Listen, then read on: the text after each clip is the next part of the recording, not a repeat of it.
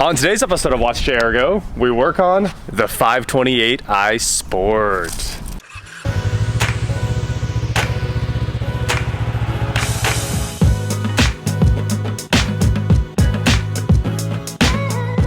What is going on, guys? I'm WatchJRGo, and today I'm here with Tyler, the guy who traded the XB for the Saab. And what do you think about the Saab, Hattie? We've been working on it. Shined up really good. Yeah, I mean, I love how this, I'm impressed. Ruined paint. I mean, this is pretty gone. Amazing paint. So, it's got little issues. But anyway, what we're gonna do today is grab all these boxes from FCP Euro here and try to turn them into things on the car. And to do that, we have to first open the trunk and install the brand new battery I have for this.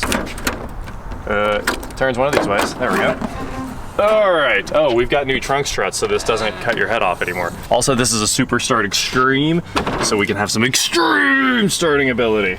Okay, we've got our new battery installed, and it's time to throw all these boxes of parts into the back. I guess we should probably sort them a little bit, huh? Does FCP Euro design all of their boxes to fit in BMWs and Volvos?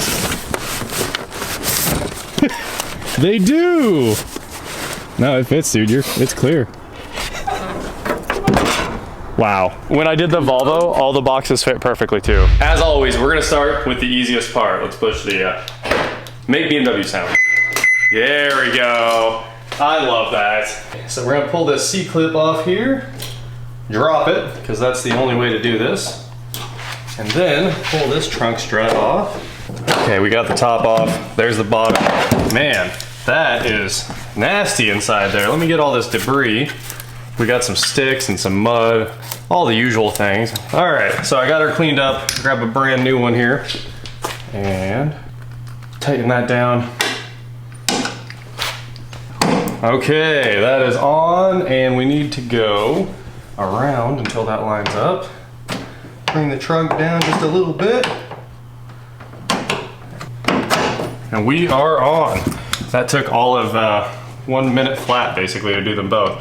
So, I'm pretty excited about that. We're making great progress on this thing. Let's get all these boxes out of the trunk and get to opening up the Christmas presents. Perfect. Holy, wow. That's a car.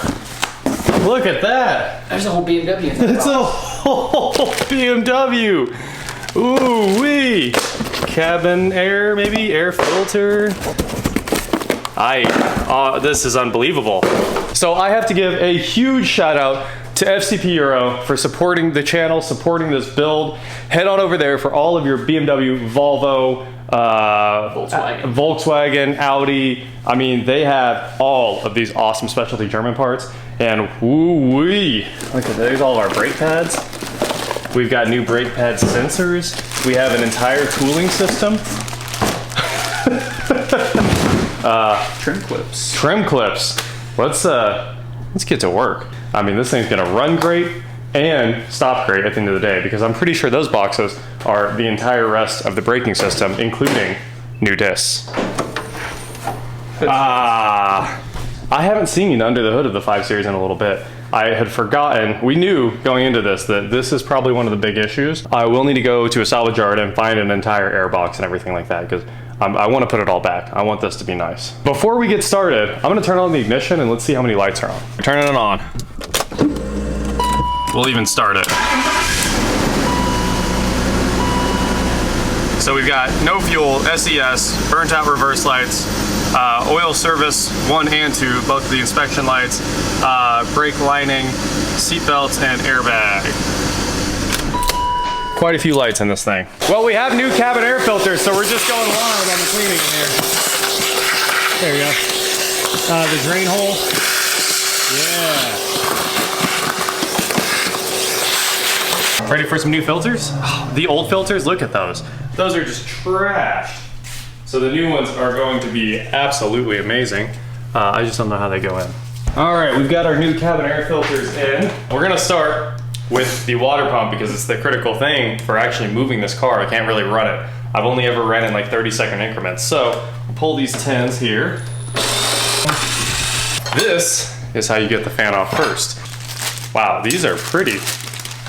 32 millimeter, only for viscous fan hubs.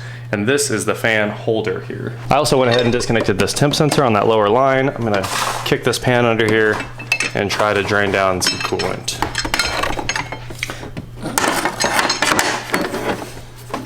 All right, give it a wiggle. I got that coolant reservoir out. Keep going, keep going. Nope. I think it's stuck on the fan. Yeah. We got our lower coolant line off. If you can see that down in there, it is loose. So we've got the radiator draining down and everything. Now we should be able to get this reservoir out of the way, get this out of the way, and get the fan out. Hey, finally. Okay, it took a lot of work just to get to this point. Now, while Tyler's working on spinning that fan off, oh, you are getting it spun off already. I'll see. Oh, okay. Here, let me move this. I got those clips off. A Phillips head, I think. Do you? Or a Torx, rather, to pull this. Oh, the auxiliary water pump. Yeah. Okay, we got the tensioner off here. And now we can pop off the belt. Oh, we can actually just leave it hanging like that because all we got to get to is the water pump. Let's go ahead and pull our thermostat housing and all that fun stuff because as you can see, someone did it before and they did a bad job and used RTV. Don't know why you need RTV when it has nice factory O-rings. They lost the O-ring. Pop off our engine hoist mount there, and then underneath, it's like a 13 or something. I went ahead and just grabbed every socket because for some reason on the thermostat housing, you need a whole bunch of sockets. The RTV is caked on that. I don't know if it's RTV or anti-seize, but yeah, the work on this car was incredibly bad. I was like, there's enough RTV on there to make that permanent. So this is a AutoZone part. Think it has a warranty on it? It doesn't smell good. Here's what I think about the warranty on it. Missed.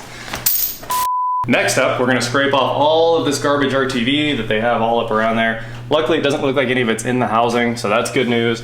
And we're gonna get the water pump off and replace that too. The water pump, you take out these 410s to get the pulley off, and then the pump is bolted in right behind it with, it looks like mostly just 10s. Super easy. So that took a couple seconds. Wow! I'm actually a little surprised that we didn't break a stud or something just now. I've got the 4 nuts off of these studs. Let's see. Hammer, or well, I'm gonna start with a screwdriver and we'll try to pry right there. And if not, we'll move to the hammer. There you go. Come on, girl. It's coming out! This water pump will not win. You have lost. Well, that thing is, it's not the worst shape I've ever seen. The seals are toast. You can see it's like leaked around the seals and stuff, so. Trash water pump. Nice new water pump with new seals and a metal impeller instead. This is gonna be so much better. Take a look, all the mating surfaces in here are all cleaned up. We took some brake clean and sprayed out where it seals right there on the edge, and used a razor blade to clean up all that nasty gasketing, the RTV they put all over this, unfortunately. So, we're ready for the fun part here. Let's install a new pump. Okay. So you got a little thread protector on here that keeps this from getting beat up during transit. This is where the radiator fan screws on, so you wanna make sure you pop that off. Put your pulley on, it goes like this, sets way back in there, and reinstall all of these short tins. You should have 4 of them, they all look the same. We got the belt back on. We had to look up the diagram there for the routing. If you need to know the routing, it's around the bottom of the crank pulley, over power steering, over alternator, and then you go under this tensioner over the water pump and then back over the tensioner to the crank. Very, very simple. Let's go ahead and do the thermostat housing. So I'll put that right there, slide this guy in here. FCP Euro sent new bolts for the housing, so we're going to install the brand new bolts. Torque these bolts to 89 inch-pounds, right there. It's really not a lot of torque, especially with a gigantic torque wrench on here like this. It's 7 foot-pounds. Yeah, 7 foot-pounds, which is basically nothing. That's hand tight, really, so you can probably hit this without it if you need to. We even have a new coolant temp sensor, so we're gonna get our coolant temp sensor out of here and find our lower radiator hose. Let's see. Slide out this beautiful new hose. pretty pumped about this. Install our coolant temp sensor here. So it has a key. Just find that key right there. Go like this. Oh wait, okay, the O-ring is in there. Good deal. Make sure that O-ring's in there. Whew, so simple. I don't Otherwise believe. you lose all that expensive BMW coolant. Absolutely, and we are installing the expensive BMW coolant this time. And we have a new upper hose, which means we've got a new bleeder. Man, the only thing we're gonna need after this is a factory air box. You gonna do the fun part, Tyler? Oh yeah, I mean, Now all we need is the coolant. got that BMW specific. This is just water. That is the BMW coolant. Everybody always wants it in there, and this thing actually had blue coolant in it, which is kind of impressive. Probably have a funnel. Have you ever watched my videos before? The art of the pour.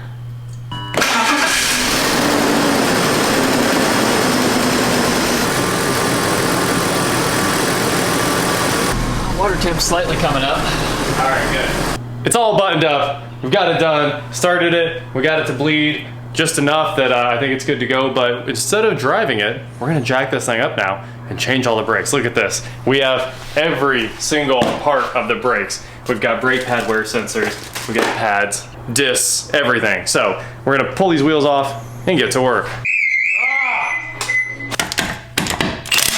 Somebody put duct tape in there to hold the center cap in.